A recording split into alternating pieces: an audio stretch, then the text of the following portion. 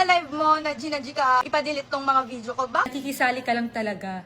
Kasi hindi naman ikaw yung ex ko, hindi naman ikaw yung babawian ko ng gamit. Eto, last post na magsasalita ko about dyan sa issue na yan.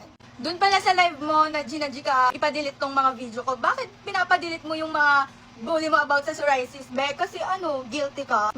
Yan na naman siya, about na naman sa psoriasis, nanghahakot na naman siya na manghihate sa akin. Te, ikaw lang talaga nagkakalat ng ganyan na nilalait ko yung mga may psoriasis.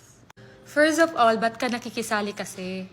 At ikaw, yung unang laging nang lalait sa akin at nang babash. Tapos, ngayon na pinatulan kita, nilait kita, magpapavictim ka, magagalit ka. So, anong gusto mo? Hayaan na lang kita, ganun? Na nilalait mo ko, tas ako mananahimik na lang. At ba't mo kasi pinaproblema yung problema ko? At ba't ka kasi nakikisali? Hindi ka naman kasali dito, ba't ka nakikisali? Te, nakakahiya ka talaga as in kasi nagmumukha kang attention seeker.